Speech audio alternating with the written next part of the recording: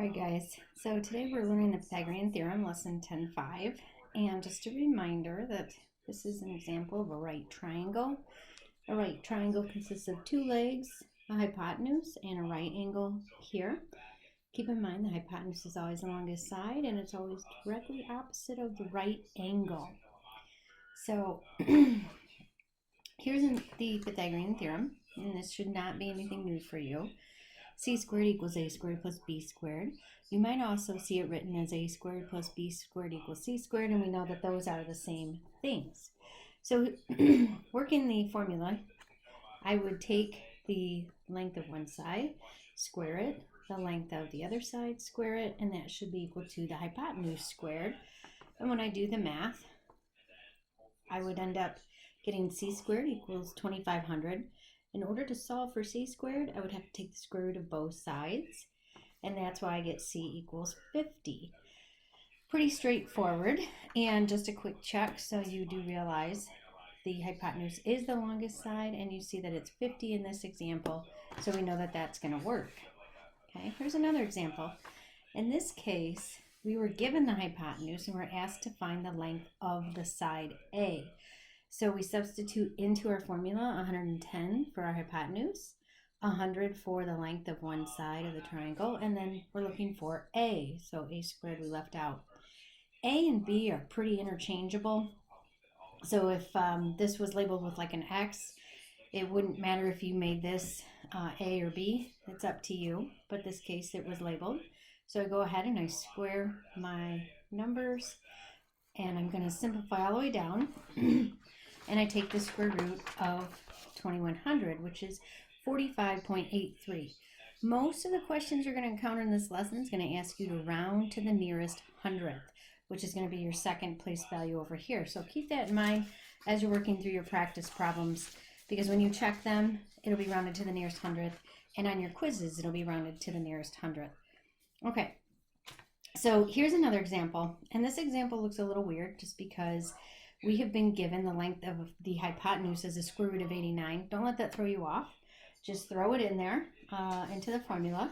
And when you square it, you know you're going to get what's under the radical, which is just 89, equals 5 squared, or 25, plus b squared. Go ahead and subtract the 25. And now to find out what b is equal to, we have to take the square root of both sides. So 8 equals b. Now, there are some shortcuts I want to work through with you guys, just because I think it's a little easier, especially when you're using your calculators. So the formula is a squared plus b squared equals c squared. And this is the way you're going to see it written, especially if you're looking for the hypotenuse. The next thing that you want to take a look at then would be, here's the shortcut. So if you have the two lengths of the sides, then you can go ahead and in your calculator, just take the square root of them. So here's an example that I've written out for you. So we've got 8 and 14 for the lengths of the sides, and we're looking for the hypotenuse. So in your calculator, this is what I was referring to. Let me lighten up that screen a little for you. So I would do second x squared, and it pulls up our square root. Go ahead and do 8 squared plus 14 squared, and it gives us 16.1245. And we're going to go ahead and just round that 16.12. So that's a little simpler than having to work it all out first. Okay, here's the next example I wanted to share with you. So here we're looking for the length of side A. They've given us the hypotenuse, and they've given us the length of side B. Now, if you look at the original formula, all I really did was I subtracted b squared over to this other side so that I'm isolating A. And then here's the shortcut, keep it underneath the radical sign. And for my example, I've got the hypotenuse of 13, the length of B is 12. So I go ahead and I throw that into my calculator, and we'll do it the nice way with just using that radical sign, and then go ahead and put in 13 squared minus 12 squared, and it gives us 5. And that one happened to work out really, really nicely. Of course, we all know that doesn't always happen. All right, and then the last shortcut would be if you're looking for the length of side B. So again, I just took the original Pythagorean theorem, I subtracted a squared to the other side, and that's how I came up with b squared equals c squared minus a squared. And now I take the radical or the square root of both sides. And here's my example. So 9 will be the length of one side, 16 is the hypotenuse. Substitute into my shortcut, and then as I put that in my calculator,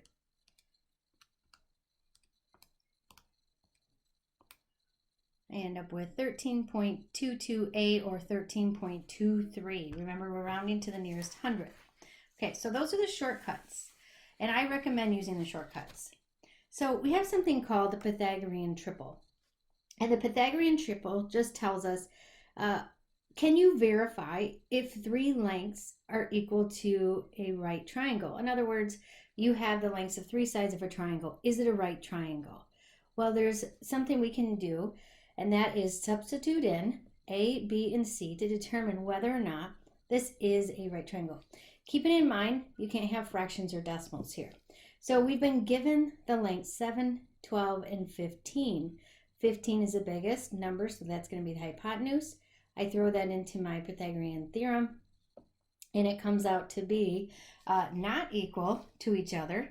And just to verify that, so we've got 49 plus 144 is 193, not 225. So these 3 lengths would not form a triangle that is a right triangle. So we're verifying or confirming whether or not the lengths of 3 sides would be equal to would be equivalent to a right triangle. Here's another example. We've got 14, 18, and 50. So substitute the 2 shorter sides in, and then you're going to verify. So is 14 squared plus 48 squared equal to 50 squared? And it is. So yes, and you would just write, yes, right triangle. Okay, here's another example. So 36 plus 64 I know is 100, and that's 100, so yes, that is. Now, when you see a problem like this one, 4, 4, and the square root of 20, you might want to verify that the square root of 20 is the longest side, and that's as simple as just throwing it into your calculator. So the square root of 20 is over 4, yep, 4.47. So I know that's a hypotenuse. I throw this all into my calculator to see what I get. 4 squared plus 4 squared is 32, and the square root of 20, be careful though on this, you want to use your right arrow to arrow over and make sure that you've put that square on the outside. Otherwise it squares the 20 and not the square root of 20, which we don't want to do that. So I find out that this is 20, so this actually does not form a right triangle. I really didn't need to put this into the calculator because I know the square root of a radical is going to be the radicand, whatever's underneath the radical sign. So that does not form a right triangle. Here's another example. I'm not going to waste your time with that. But this last example here, you've got 4, 8, and then 4 times the square root of 5. And just you're going to want to verify that 4 times the square root of 5 is greater than 8, so that is a hypotenuse.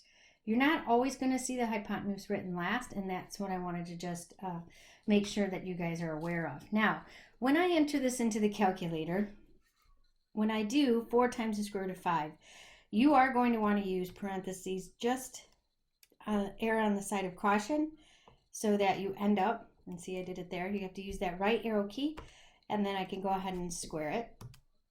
And I get 80, and 16 plus 64 is 80. So I know that that does form a right triangle. So be mindful of that as you're entering it. Now the last example I want to give to you guys today is one I'm going to work out with you just so you can see how this works. So we've got some variables here instead of just the numbers for the lengths of the sides of the triangle. But I'm still just going to substitute in 12 for A and the quantity x minus 2 squared for B. And C, I would go ahead and just square x. Now I'm going to do the math. So this is 144. Now this is a special product, so I need to go ahead and do FOIL method or just do the quick method that you've learned before. So that's going to be x squared minus 4x plus 4 is equal to x squared. Now you look at this mess and it's like, what do I do? Well, you can first simplify this left side by combining the like terms. And now I would go ahead and subtract x squared from both sides because we want to isolate that x. And I get negative 4x plus 148 equals 0. So subtract 148 from both sides. So negative 4x equals negative 148. Believe this is 37. Yep, 37. Okay, so you can come up with an answer here. Now, I found out that x equals 37, but I'm not done because that's just the length of the hypotenuse. I also need to know the length of b. Just substitute 37 in for x here, and you know that this is going to be 35. This is 37, and they already told us that a was 12. So you have the lengths of the three sides of the triangle. There you go. That's it for lesson 10.5. Good luck, and make sure you email me if you have any questions.